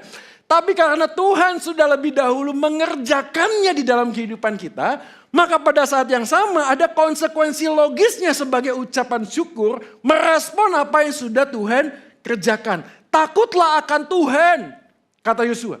Karena dia yang sudah lebih dahulu mengerjakan sesuatu di dalam kehidupan kita. Bagian konteks ini membuat kita kemudian menyadari. Kenapa menyadari sesuatu? Karena waktu Yosua ngomong tentang Tuhan membawa sesuatu, Yosua memulai pasal 24 dengan ayat 1. Apa yang dilakukan oleh Yosua? Yosua mengatakan ayat 1. Demikianlah, lihat ya saya bacakan. Demikianlah pada saat itu, beginilah firman Tuhan. Ayat 2. Dahulu kala di seberang sungai Efrat tinggallah nenek moyangmu, yakni Terah, ayah Abraham, ayah Nahor. Mereka beribadah kepada Allah lain. Ayat yang ketiga, tetapi aku mengambil Abraham. Jadi ada kontras. Yosua pada waktu ngomong, kita sampai di sini. Takutlah akan Tuhan. Tapi engkau takut akan Tuhan dimulai dengan Tuhan itu memanggil nenek moyang kita. Dulu ada Terah dan Nahor menyembah Allah lain. Tetapi Tuhan mengambil Abraham. Kata mengambil, fa'eka. Itu bukan cuma sekedar mengambil, tapi menjadikan itu miliknya. Maka pada waktu ngomong tentang mengambil, ayat yang ketiga diteruskan kalimat begini. Tetapi aku mengambil Abraham dari seberang sungai Efrat dan menyuruh dia. Terjemahan Lembaga Alkitab Indonesia katanya menyuruh. Tapi dalam bahasa Ibrani kata yang dipakai adalah wa'olek. Artinya bukan cuma menyuruh, tapi berjalan bersama. Menarik ya? Di sepanjang Alkitab kita membaca Abraham, tidak ditunjukkan dia adalah orang yang soleh, yang baik, yang punya sesuatu, yang bisa dibanggakan kepada Tuhan. Enggak saudara, enggak ada. Ada sebuah misteri ilahi yang kita nggak bisa ngerti. Pertanyaannya adalah kenapa Abraham? Kenapa Tuhan berinisiatif mengambil Abraham? We don't even know that. Kita nggak pernah bisa tahu kenapa kok Abraham. Sama seperti pada waktu kita membaca kitab Yunus. Yunus dipanggil ke Niniwe, betul? Yunus mau nggak? Nggak mau. Pertanyaan lanjutannya gampang. Kalau Yunus nggak mau, kan Tuhan punya segalanya dong. Kalau Yunus nggak mau, apa yang dilakukan Tuhan? Cari orang lain. Kok susah sih? Kamu kan penguasa segala sesuatunya. Tapi waktu kita baca kitab Yunus, kita mulai mengerti. Ini bukan tentang ribuan orang Niniwe yang bertobat, bukan. Tapi ini tentang satu orang yang Tuhan panggil, Tuhan mau pakai, Tuhan mau pimpin sampai kepada kesudahannya. Maka sebelum ngomong tentang bagaimana Tuhan menyelamatkan manusia yang berdosa, Tuhan bicara tentang the doctrine of election. Tuhan memanggil seseorang di luar segala sesuatu yang kita bisa pahami. Kenapa Tuhan saya? We don't know. Kita nggak tahu. Tapi itulah yang Alkitab katakan. Roma pasal 9 menjelaskan sebelum kita melakukan yang baik atau yang jahat, supaya rencana pemilihannya itu terjadi dan sempurna, Tuhan memilih. Saudara, pernah nggak Anda menyadari? Gini loh, kalau ada 10 gembel dan satu gembel dipanggil ke dalam kerajaan, menjadi bagian dari kerajaan. Gembel yang dipanggil gak bisa ngomong begini, oh gue lebih baik dari gembel yang lain. Bisa gak sih? Gak bisa. Ya. Sebaik-baiknya kamu tetap gembel saudara. Gak ada nilai apapun. Maka waktu kita ngomong tentang bagaimana mungkin Tuhan, engkau mau memilih saya. Ini menjadi pertanyaan penting. Kenapa alasan ultimat dari segala sesuatu yang kita kerjakan dan kita hidupi dimulai dari bagaimana Tuhan di dalam kedaulatannya mau memilih hidupku dan hidupmu menjadi anak-anaknya. Bukan karena kita lebih baik, bukan karena kita lebih benar, tapi di dalam semua misteri kasih, kebaikan, kebenaran, dan kedaulatan Tuhan, Dia mau memilih aku dan engkau. Waktu saya bertobat, saya pernah tanya sama mami saya, Mam, pernah gak sih mimpi atau mendoakan saya menjadi hamba Tuhan? Mama saya tersenyum.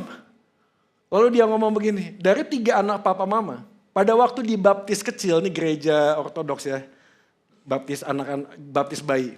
Waktu dibaptis bayi, Pak Pendeta itu waktu membaptis hanya kamu yang dikatakan kamu nanti kelak akan menjadi hamba Tuhan dan dipakai untuk melayani penuh waktu. Setelah dibaptis bayi, apa yang terjadi dalam hidup saya? Ngaco saudara. Wah, carut marut hidup gue. Dari remaja, pemuda gak jelas. Sekolah kagak benar. Nilai, waduh, ranking 5 dari bawah.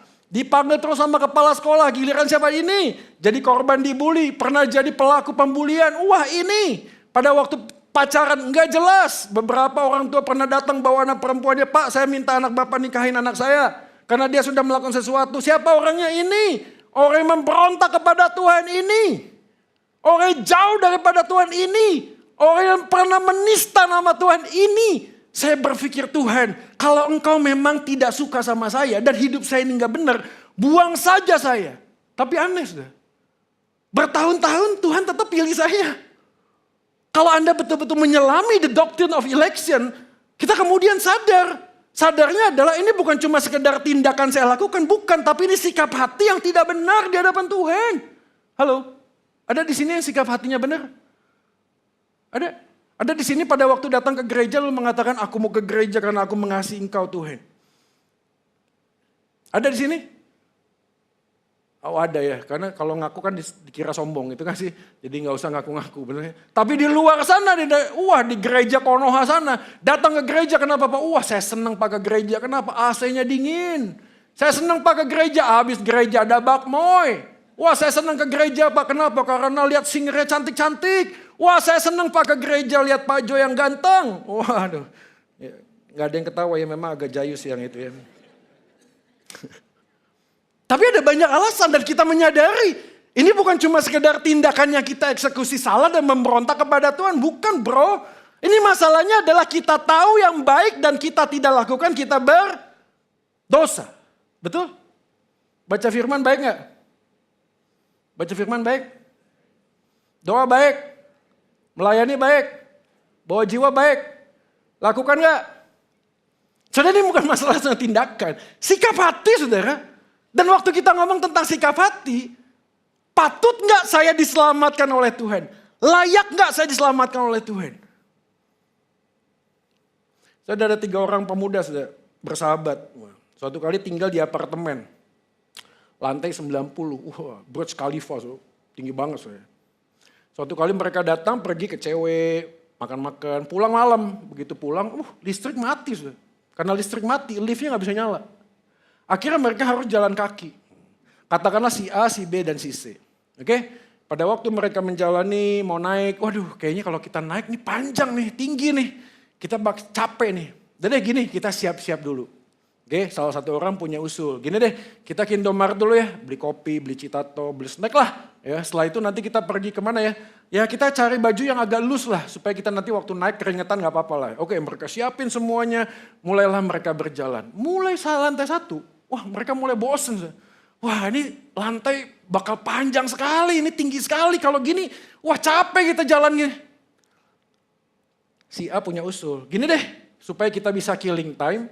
Kita cerita sepanjang kita naik ke lantai 90. Oke, ceritanya gimana? Saya bagi. Si C cerita duluan.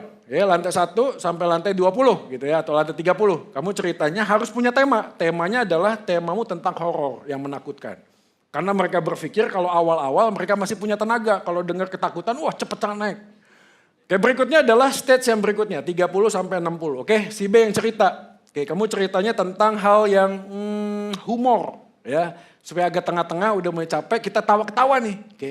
Nah yang terakhir nanti saya, kata si A. Nah cerita saya adalah tentang kesedihan, supaya plot twist. Ya, jadi udah mau deket, harusnya happy, tapi ceritanya sedih. Itulah ya, mereka berkreativitas sedemikian rupa. Mulailah mereka jalan. Jalan lantai 1, wah cerita tentang yang horor. Takut sudah. Begitu takut, wah naiknya cepet. Gak kerasa, udah lantai 30 aja nih. Oke, setelah ini apa? Cerita tentang humor. Oke, si B, ya cerita. Udah cerita sudah, wah semuanya terpingkal-pingkal ya. Menurut keyakinan saya, Bapak ini pernah menculik beberapa aktivis ya. Menurut keyakinan saya, wah ya ketawa-ketawa gitu ya. Ya tolong untuk tidak dikait-kaitan dengan yang lainnya. Ini kan menurut keyakinan saya soalnya kan ya.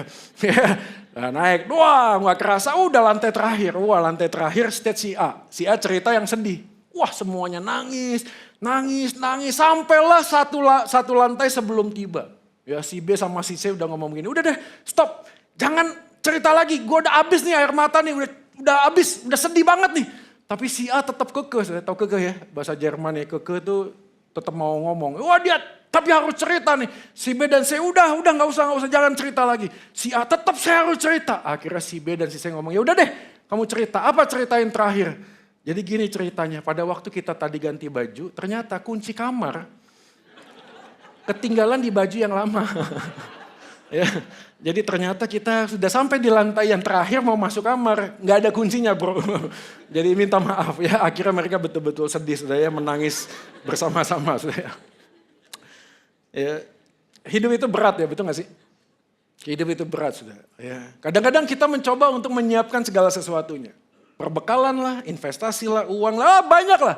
Ya, dalam menjalaninya kita kemudian berkreativitas. Wah gimana nih kalau sudah burn out, udah mulai jenuh. Udah deh healing ke A, healing ke B, healing ke C. Wah tiba-tiba hilang karena terlalu banyak healing dia kehilangan segalanya sudah.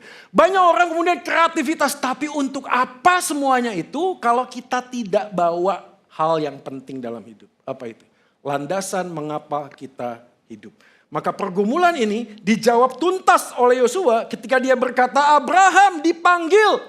Bukan cuma sekadar dipanggil, dituntun. Tuhan berjalan bersama dengan Abraham sampai dengan keturunan demi keturunan. Tibalah Yosua dan bangsa Israel di tanah perjanjian, brother. Ini bukan karena kita bisa, tapi karena Allah lebih dahulu berinisiatif mengerjakan di atas nenek moyang kita. Panggilan Tuhan di dalam kehidupan kita itu menjadi hal yang fundamental. Tuhan tidak hanya sekedar pilih aku menjadi anaknya, tapi ia tuntun aku di dalam perjalanan kehidupan ini. Roma pasal 4 menjelaskan bagian ini. Sebab apakah yang dikatakan nas kitab suci? Lalu percayalah Abraham kepada Tuhan. Bukan lalu beribadahlah Abraham pada, enggak. Percayalah Abraham kepada Tuhan dan Tuhan mempertimbangkan hal itu kepadanya sebagai kebenaran.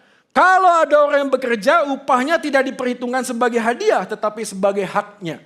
Tetapi kalau ada orang yang tidak bekerja. Tidak bekerja. Sudah ada cerita tentang Injil, ini Injil sudah. Bukan karena apa yang kita lakukan buat Tuhan, tapi karena apa yang sudah Tuhan kerjakan, namun percaya kepada Dia yang membenarkan orang durhaka, imannya diperhitungkan menjadi kebenaran. The doctrine of election selalu terkombinasi. Satu paket pada waktu Tuhan memilih, Tuhan menebus, Tuhan memeteraikan. Efesus pasal 1. Allah Bapa memilih kita sebelum dunia dijadikan. Di dalam kekekalan Tuhan sudah pilih aku dan engkau, saudara. Life can only be understand backward.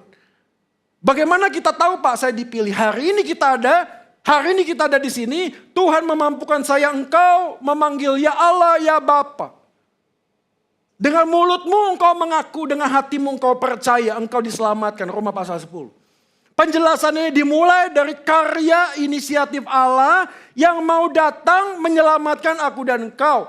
Kita tak pernah meminta, kita tak pernah berdoa, kita tak pernah berharap. Sesungguhnya siapakah Tuhan selalu terkait dengan apa yang kita pikirkan tentang Tuhan.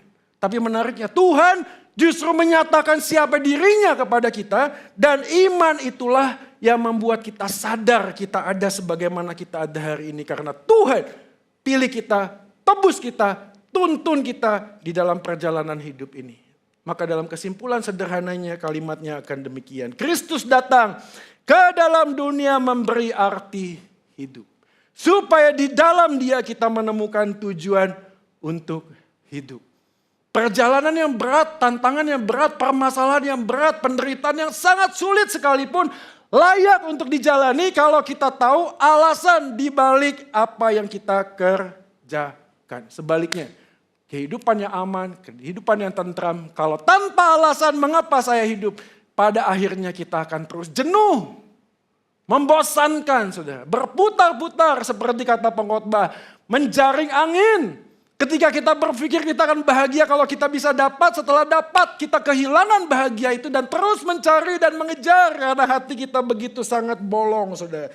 Jauh jurang yang dalam yang tidak bisa diisi oleh apapun, tapi puji Tuhan, Kristus berinisiatif datang memberi hidupnya supaya kita ngerti bahwa hidup punya tujuan. Tujuan hidup kita adalah memuliakan Dia dan menikmati Dia di dalam kehidupan kita hari lepas hari. Saat masalah datang, seringkali kita hanya minta jalan keluar dari Tuhan. Tapi ironisnya kita justru masih hidup di luar jalannya Tuhan. Saya selalu kasih ilustrasi ini karena ini menjadi refleksi pribadi. Ada di sini yang pernah mabok alkohol? Wah, ini orang kudus dan suci semua ya. Saya sebelum bertobat, sebenarnya saya nggak suka sih minum alkohol tuh nggak suka outcome-nya itu nggak suka, jadi jackpot gitu ya, itu nggak suka gitu. Tapi entah kenapa karena social pressure, right? Ya, kalau ketemu dengan teman, ayo buka botol gitu, celebrating something, nggak ada yang dirayakan ya kita rayakan sesuatu yang tidak ada perayaannya gitu ya. Kita merayakan karena nggak ada perayaan kita rayakan. Pokoknya apapun jadi alasan lah ya supaya bisa minum, intinya begitu. Nah setiap kali kita pulang kalau malam itu selalu kena razia polisi. Nah dulu di Bandung itu belum ada alat seperti ditiup gitu ya terus langsung ada alkoholnya kelihatan gitu, enggak. Nah jeleknya saya adalah kalau mabok alkohol banyak ngomong. Ya. Saya sendiri juga bingung kenapa kok saya mabok alkohol banyak ngomong. Jadi kalau ada yang pernah dengar nonton film drakor, ada?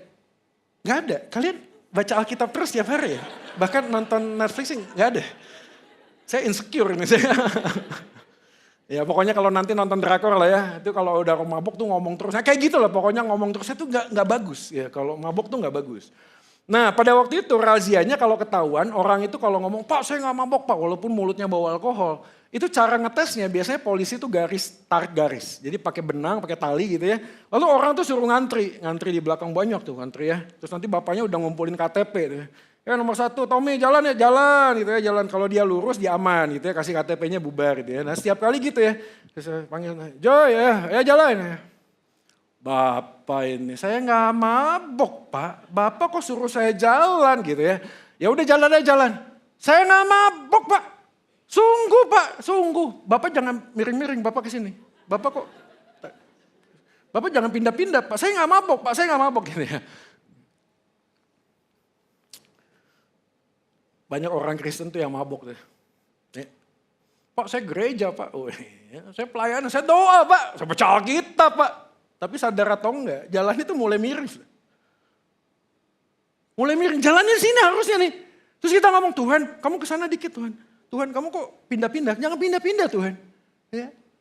Kita rasa Tuhan yang pindah, enggak. Kita yang sebenarnya keluar dari jalannya Tuhan. Keluar saudara. Tanpa sadar kita melakukan sebuah bisnis, Pak kita ini bisnis begini Pak. Teman saya kalau bisnis ya begini Pak. Kalau nggak begini Pak, nggak cuan Pak, itu deh. Tapi pada saat yang sama kita ngomong, Pak saya ini doa Pak. Tolonglah Tuhan, tolonglah berkati usaha ini. Tapi usahanya nggak benar gitu loh. Ngerti nggak sih? Kayak ada orang mau ngerampok ATM. Kita mau ngerampok malam ini. Kita pegangan tangan dulu, minta Tuhan menyertai. Ayo. Allah kuasa melakukan. Tuhan kami berdoa supaya tidak ada polisi. CCTV dimatikan oleh Tuhan. Kuasamu Tuhan, mujizatmu nyatakanlah. Tapi mau ngerampok ATM, aneh gak sih? Aneh gitu loh. Ngapain terus doa kalau kita minta kepada Tuhan. Tapi kita masih jalan keluar dari jalannya Tuhan. Terus kita minta jalan keluar. Gimana gitu loh. Ayo, ini anak-anak muda nih. Anda ngapain? Investasi atau trader? Jelas dong apa yang Anda kerjakan. Apa yang menjadi motif Anda? Driven by what? Apa yang mendorong Anda untuk melakukan sesuatu? Pak dengan jempol saja usaha sekecil-kecilnya Pak. Pengorbanan sekecil-kecilnya Pak mendapatkan cuan sebesar-besarnya. Katakan amin. Ya. Syukur gak ada yang amin. Gereja sana ada amin Pak. Gitu ya. Semangat, udah semangat salah lagi. Tapi ini menjadi pertanyaan, betul gak sih? Anda punya masalah, Anda punya pergumulan dalam relasi, pernikahan. Jangan-jangan masalahnya adalah bukan pada pasangan Anda, pada diri Anda. Kenapa? Karena motif Anda melayani, motif Anda menikah, tidak seperti yang Tuhan mau. Sehingga kekecewaan kita muncul bukan karena apa yang kita putuskan, tapi ekspektasi kita terhadap apa yang Tuhan bisa nyatakan. Keliru. Keliru saudara. Berapa banyak orang hari ini sudah doa Pak, pada waktu pacaran kita doa terus Pak. Kita baca Alkitab sama-sama Pak, waduh setelah menikah Pak kok jadi begini. Karena motifnya salah. Ada orang ngomong begini, setelah saya ketemu dia Pak, doa saya semakin rajin. Loh pertanyaannya, kalau nggak ada dia, nggak rajin. Setelah ketemu dia Pak, saya baca Alkitab 10 pasal Pak. Loh kalau nggak ada dia nggak baca Alkitab. Jadi pertanyaannya harusnya diuji. Apa yang mendorong saya melakukan sesuatu yang saya ingin lakukan? Apakah itu karena Tuhan ingin untuk saya lakukan? Atau jangan-jangan kita merasa kita sedang menjalani apa yang Tuhan inginkan tapi sebenarnya sedang menyimpang. Dan pada waktu kita mentok di dalam perjalanan masalah, tantangan, penderitaan muncul. Lalu kita mulai bertanya, Tuhan di manakah engkau? It's not fair enough. Apa yang saya lakukan? Bertobat sudah. Maka izinkan saya pada hari ini memberikan beberapa hal. Ada beberapa kata saya ingin menerjemahkan dalam bahasa yang lain saja. Yang pertama adalah apa yang harus dilakukan? Evaluasi. Evaluasi yang pertama adalah apa situasi yang ada di sekitar Anda. Apa yang Anda sedang hadapi? Pergumulan bisnis kah? Keuangan kah? Jangan-jangan problemnya adalah bukan karena uangnya nggak ada. Tapi karena salah memanage keuangan. Kita nggak minta sama Tuhan kebijaksanaan.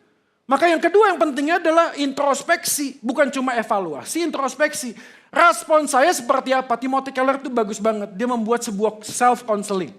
Salah satu pertanyaannya adalah bagaimana Anda memikirkan emosi negatif yang sering muncul ketika Anda menghadapi sebuah situasi. Takut, khawatir, sekali lagi ya, di dalam dirinya sendiri tidak ada yang salah dengan takut dan khawatir.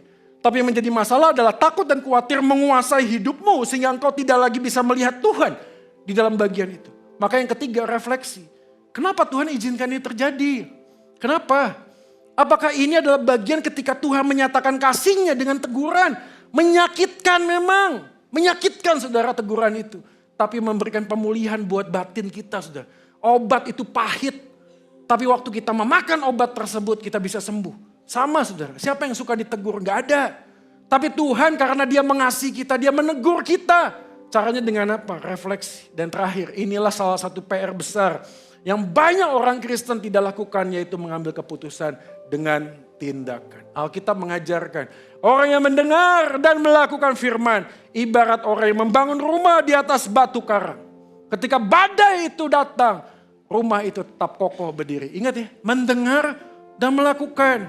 Berapa banyak orang Kristen banyak mendengar. Injil begitu indah, kita menikmati kebaikan firman Tuhan di dalam kehidupan kita, tapi no action. Tidak ada sebuah tindakan, saudara, melangkah. Maka gambaran ini membuat kita sadar bahwa kalau kita sudah tahu apa yang salah, inisiatif di dalam diri kita ambil keputusan. Saya membuat sebuah gambaran seperti ini. Sejatinya Injil bicara tentang inisiatif Kristus yang memberi hidupnya bagi kita. Supaya di dalam Dia kita juga apa? Berinisiatif bro. Inisiatif.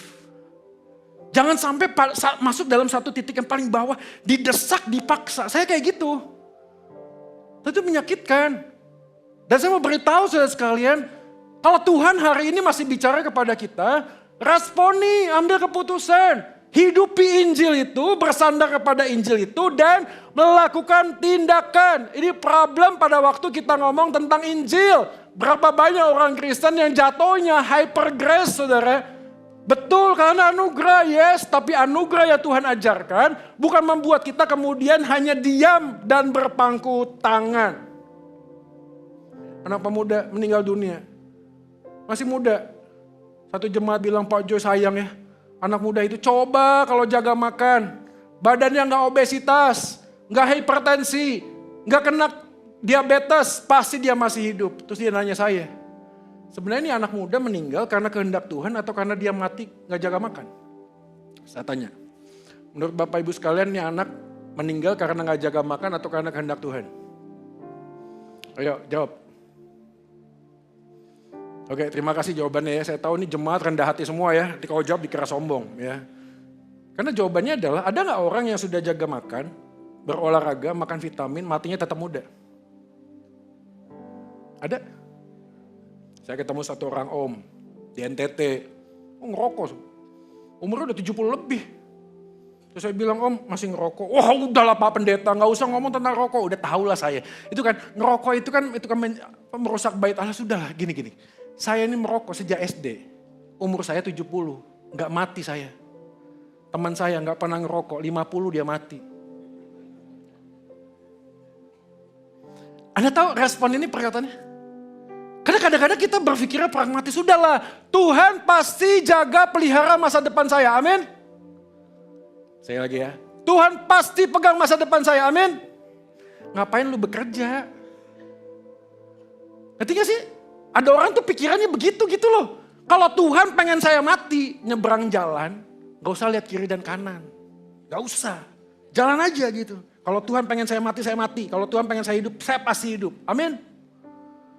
Gitu gak sih? Sebanyak orang Kristen itu berpikirnya, ini bukan masalah hidup dan matinya bro. Hidup dan mati itu di tangan Tuhan. Tapi bagian kita hari ini bertanggung jawab, perhatiin ya. Berinisiatif, beresponi apa yang sudah Tuhan kerjakan melalui karya penebusannya. Di dalam hidup kita dengan cara apa yang Tuhan percayakan kita kerjakan sebaik-baiknya. Perhatiin nih yang anak-anak muda. Kamu kerja di perusahaan, 6 bulan cabut, setahun cabut, banyak alasan. Bosnya beginilah, rekannya beginilah, jauh lah apa segala macam. Anda tidak berpikir tentang apa yang sebenarnya Tuhan ingin. Nggak gitu caranya. Caranya adalah waktu Anda bekerja, percayalah bahwa Tuhan memanggil Anda bekerja untuk Anda belajar menghormati Tuhan melalui talenta dan kesempatan yang Tuhan percayakan. Giliran gajinya, fasilitasnya itu urusannya Tuhan mengaturnya. Betul gak sih? Anda jaga makan, betul juga. Bukan masalah panjang dan pendeknya hidup, bukan. Ini masalahnya adalah bagaimana saya bertanggung jawab terhadap hidup yang Tuhan percayakan. Orang bicara anugerah, anugerah, anugerah, anugerah. Anda berpikir ya sudah saya beliakan saja. Enggak saudara, anugerah yang sejati mendorong hidupmu mencari titik optimal dari apa yang Tuhan percayakan. Itu anugerah. Kasih Yesus luar biasa, hidupmu tidak mungkin biasa-biasa. Yang ini katakan amin saudara. Kasih Yesus luar biasa. Kalau dia begitu sangat luar biasa, kita meresponinya dengan kesungguhan hati. Maka pada waktu ada tantangan, jangan lari gitu loh. Tapi Pak saya masih belum punya uang Pak bayar hutang. Datengin dong. Jangan suruh istri lu maju. Gak ada, Papa gak ada. Gak gitu, dateng Pak, maaf saya masih belum punya uang. Bagaimana Pak? Gentle gitu loh. Betul gak sih? Laki-laki, suami-suami dengerin nih. Kita punya pride, of course. Tapi waktu kita tahu kita salah, minta maaf dong. Betul gak sih? Anda diberikan sebuah pilihan, makanya pilihlah, lakukan apa yang harus dilakukan. Lakukan saudara, itu Injil. Injil memotivasi Anda, mendorong Anda. Meresponi karya salib dengan kesungguhan hati. Makanya yang terakhir. Memikul salib dan menyangkal diri. Ayat 17. Sebab Tuhan Allah, dialah yang telah menuntun kita. Kata menuntun berarti mendaki menuju kepada tanah perjanjian. Yosua mengatakan Tuhan yang menuntun sampai kepada destinasi yang Tuhan ingin nyatakan. Dan pada waktu Yosua mengatakan demikian, apa yang sebenarnya Tuhan ingin kerjakan. Tuhan mengerjakan banyak hal kalau Anda melihat perjalanannya. Ada kata menuntun di sana. Apakah cukup dengan menuntun? Dengan menaiki, mendaki? Enggak saudara, dilakukan tanda mukjizat. The great sign, supranatural Allah nyatakan dalam perjalanannya. Lalu ada kata melindungi di sana, kata syamar dipakai dalam bahasa Ibrani. Bagian perlindungan yang sangat teliti. Semuanya itu Tuhan lakukan dalam perjalanan bangsa Israel sampai kepada tanah perjanjian. Hal yang biasa sampai yang luar biasa Tuhan nyatakan. Tapi ingat kalimat ini dimulai dengan kalimat for the Lord our God himself. Saudara Anda lihat ya, ada banyak orang di luar sana yang gak percaya Tuhan. Juga mengalami mujizat, ada gak? Ada saudara, ada. Maka Yosua bukan tanpa kebetulan mengatakan for the Lord our God. Ada kata Lord, ada kata God. God menjelaskan Jehovah identitas Allah yang sejati, kesucian kekudusannya. The Lord ngomong tentang Adonai. Kehidupan Tuhan yang penuh dengan maha kuasa. Ini bukan cuma sekedar Tuhan bisa mengerjakan sesuatu, bukan. Ini ngomong tentang kehadiran Tuhan. Kehadiran Tuhan, Tuhan itu bisa pelihara, jaga hidupmu sebagaimana Dia ingin dan Dia bisa melakukannya kepada kita. Karena ada orang hari ini, tunjukkanlah mujizatmu ya Tuhan. Enggak usah pakai mujizat pun Tuhan bisa pelihara. Maka yang penting bukan apa yang bisa Tuhan kerjakan, tapi siapa Tuhan dalam hidup. Tak perlu tanya bagaimana cara Tuhan menolong kita. Selama kita tahu kalau Tuhan selalu ada beserta kita. Amin. Beberapa waktu yang lalu saya bawa istri saya ke Pineng, operasi tumor. Saudara. Tumornya puji Tuhan jinak.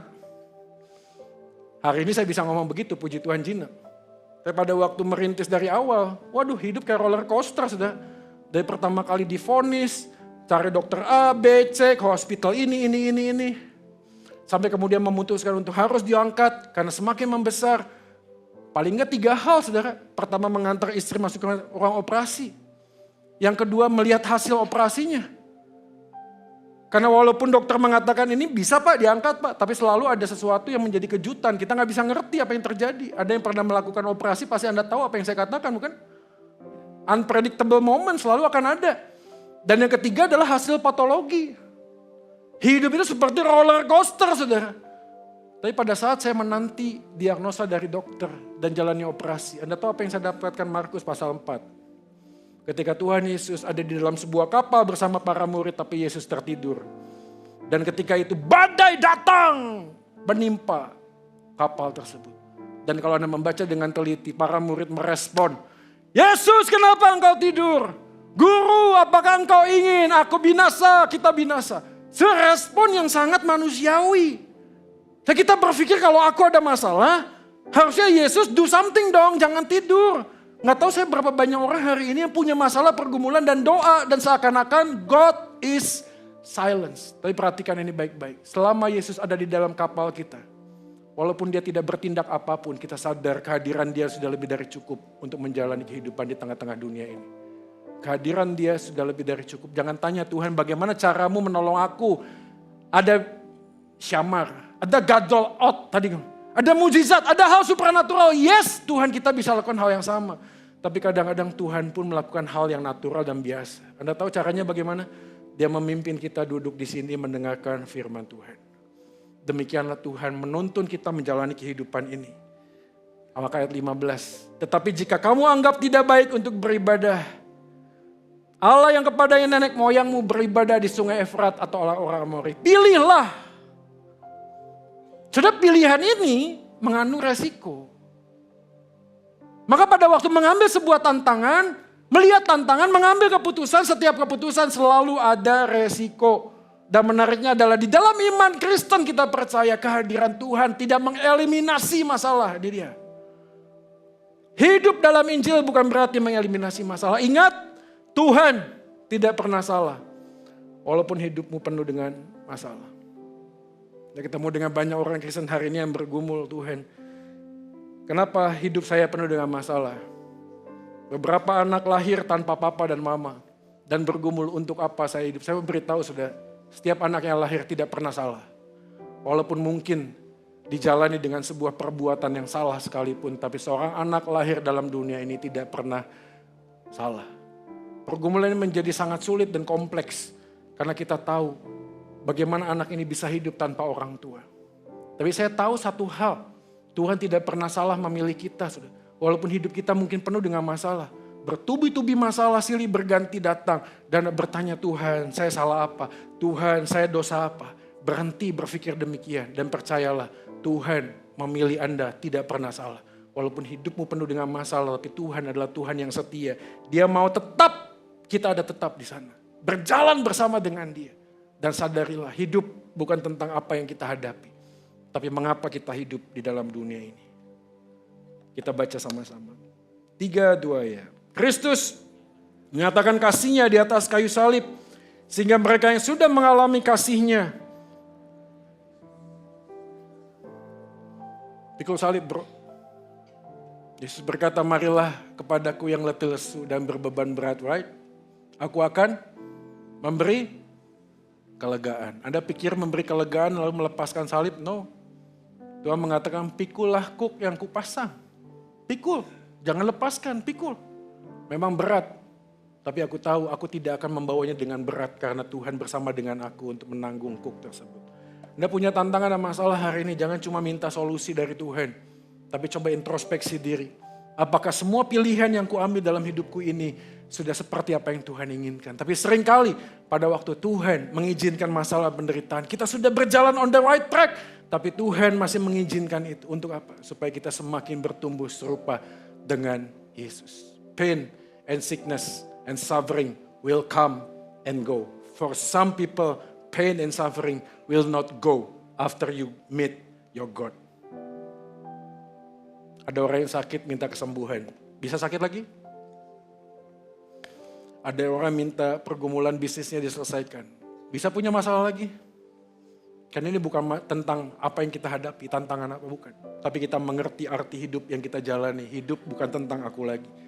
Jadi kalaupun aku harus berjerih lelah dengan susah payah, aku mengerjakannya dengan sukacita.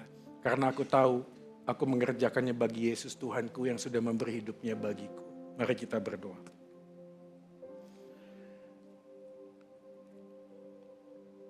Hari ini kami berdoa kepada Engkau ya Tuhan. Memohon kiranya Injil Kristus sekali lagi memerdekakan kami dari semua pergumulan, masalah, tantangan yang kami hadapi. Kami yakin Tuhan Engkau bisa menenangkan badai yang datang. Tapi kami juga tahu Tuhan bisa membuat kapal yang kuat untuk menghadapi badai yang tidak tenang.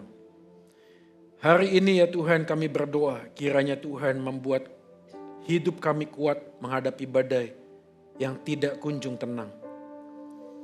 Dan kami percaya bahwa hidup yang kami jalani walaupun berat tapi memberi arti yang sejati. Bahwa hidup sejatinya bukan tentang apa yang kami kerjakan, tapi apa yang Tuhan sudah kerjakan atas kami. Saudara sekalian, saya ingin berdoa buat Bapak, Ibu, dan Saudara. Adakah di antara kita hari ini yang sedang bergumul dengan pergumulan yang berat yang Anda hadapi? Entah di dalam bisnis, dalam pernikahan, di dalam sakit penyakit. Saya ingin berdoa kiranya Injil Kristus memampukan kita untuk melihat Tuhan di tengah badai hidup yang sedang terjadi saat ini. Dan jika ada yang berkata demikian, Tuhan tolong saya, mampukan saya untuk melihat-Mu di tengah semua badai hidup ini. Anda bisa taruh tangan kanan Anda di dada, saya akan berdoa buat Anda. Puji Tuhan.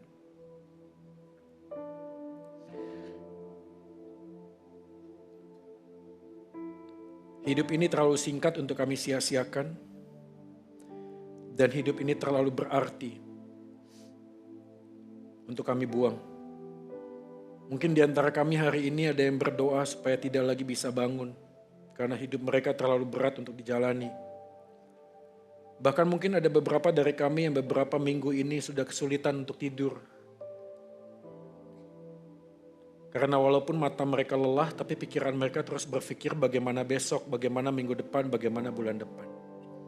Mungkin yang mereka pikirkan bukan tentang diri mereka sendiri, tapi tentang suami, tentang istri, tentang anak-anak, tentang keluarga yang menjadi bagian dalam kehidupan mereka.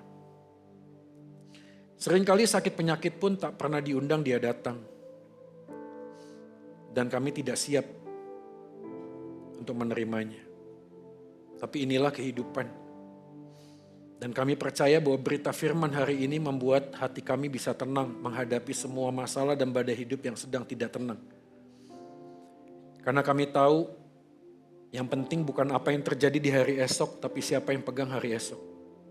Dan hari ini kami menaruh tangan kami di dada kami dan berkata, Tuhan kami tahu Engkaulah yang pegang hari esok kami.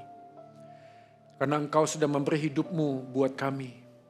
Masakan mungkin Engkau tidak membukakan jalan untuk semua masalah yang kami hadapi. Tapi kami ingin meyakinkan hidup kami bahwa hidup kami berharga bukan karena keberhasilan kami. Kasih-Mu tidak berkurang pada waktu kami gagal, Kasih-Mu tidak bertambah pada waktu kami berhasil. Kasih-Mu ada dan selalu ada buat kami ya Tuhan. Dan hari ini kami menaruh tangan kami di dada kami dan mengatakan, Tuhan, terima kasih buat kehadiran-Mu dalam hidup kami. Tiada yang lain Tuhan yang lebih berharga dan berarti selain kehadiran-Mu. Karena kami tahu kami datang telanjang tidak bawa apapun, kami pun pulang telanjang tidak bawa apapun. Tapi kami mengucap syukur dalam kehidupan kami yang sementara ini kami boleh ditemukan Tuhan. Dan kami tahu kehadiran-Mu ya Tuhan sudah lebih dari cukup untuk membawa kami hari ini bersemangat dan melihat memandang kepada salib Kristus. Menjadi satu-satunya tempat kami mengalami kemenangan yang sejati dalam hidup ini. Kami mengucap syukur ya Tuhan. Dan hamba berdoa kiranya Tuhan kuatkan dan teguhkan hati jemaat-Mu yang hari ini sedang bergumul. Engkau yang sudah memanggil kami, memilih kami. Tuhan yang sudah berinisiatif mencari kami. Tuhan jugalah yang memampukan kami untuk menjalani kehidupan yang berat ini. Ini doa kami Tuhan. Di dalam nama Yesus Tuhan kami berdoa. Silakan turunkan tangan. Bapa di surga, di akhir doa ini kami tetap berdoa memohon agar kiranya melalui kehadiran kami di dalam gereja ini, kami bertumbuh menikmati akan kasih Tuhan, kebaikan Tuhan.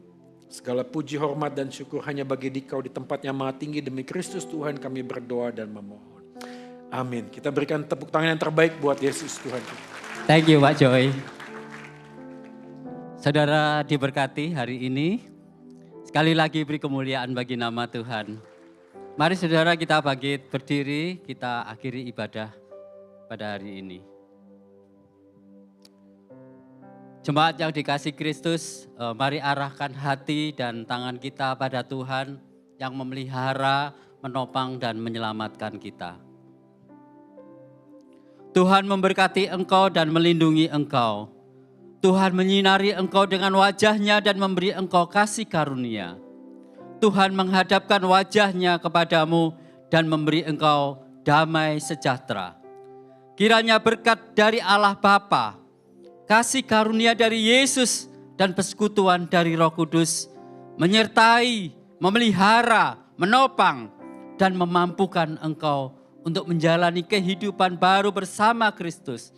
Menjadi saksi Kristus dimanapun engkau berada, mulai dari sekarang sampai selama-lamanya. Di dalam nama Bapa, Putra, dan Roh Kudus, yang percaya dan menerima sama-sama katakan, amin. Happy Sunday, Tuhan memberkati.